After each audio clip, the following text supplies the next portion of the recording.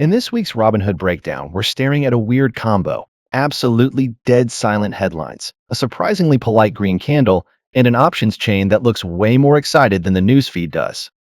Welcome back to Fintech Spy, where we don't just trade the volatility, we zoom in on it, overanalyze it, draw three different fib levels, argue with ourselves about risk management, and then make fun of the whole thing.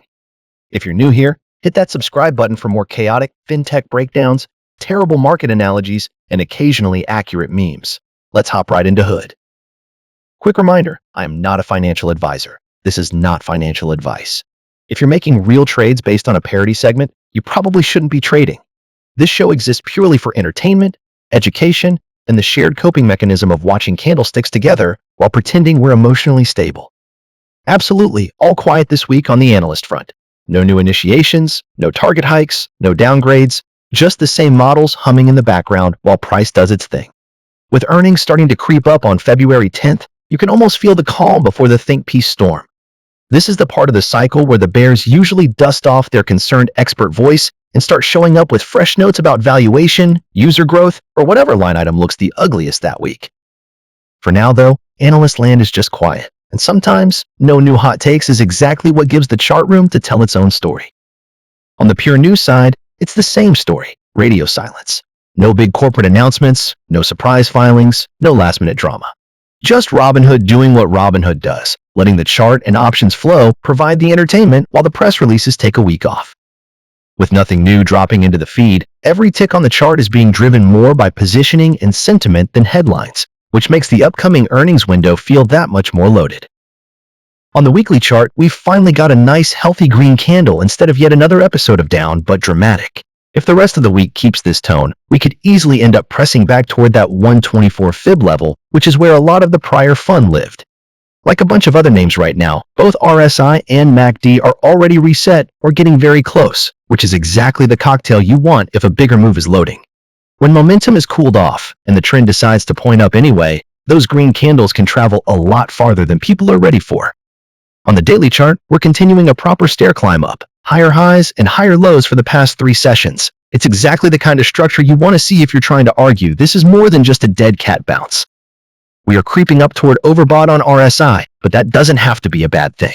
If buyers stay disciplined and we keep stepping up instead of spiking and dumping, this could turn into a march that even the scarred from 2025 crowd can get behind. On the 4-hour chart, we're seeing the same upward bias as the daily, but with a bit more nuance. Today was a reset day. We needed to bleed off that overbought RSI after yesterday's push. The interesting part is how price behaved while resetting. Instead of getting smacked down, we're now sitting just above the 50 EMA and treating it like support. If we've truly flipped that level from resistance into support, this could be the launchpad for the next leg of the march rather than the top of another short-lived bounce.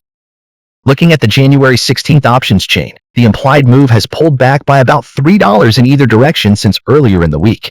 The market is basically saying, we still expect motion, just maybe not full meme mode.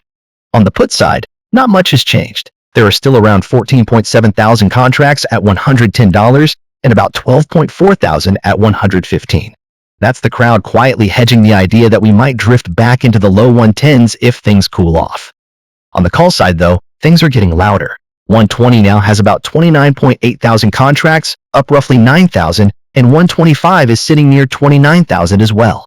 That's a lot of people lining up for the one more push higher scenario, betting that this green week isn't a one and done. Put it together, and you've got a chain where the puts are steady, but the calls are clearly building momentum, which definitely makes you wonder what traders think the rest of this week has in store.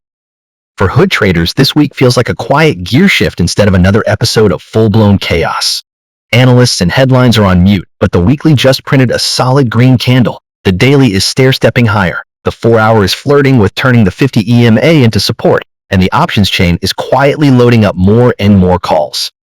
Big picture, Robinhood doesn't look like it's collapsing. It looks like it's resetting and choosing a direction ahead of earnings. Whether that direction is a clean march toward 120 to 125 or a fake out that dumps back into the low 110s will depend on how much fuel is really behind this week's green candle and whether those growing calls are early or just eager. If you agree, disagree, or think Hood is just coiling for the next meme-fueled comeback, drop a comment and we'll spy on it next time. If this whole chart looks like emotional damage drawn in candlestick form, Tell us your coping strategy below: coffee, memes, or pure denial. And if there's another ticker you want roasted on this channel, throw it down below and we'll put it under the Fintech spy microscope. No guarantees on price targets, but we will provide world-class over analysis and high-quality sarcasm.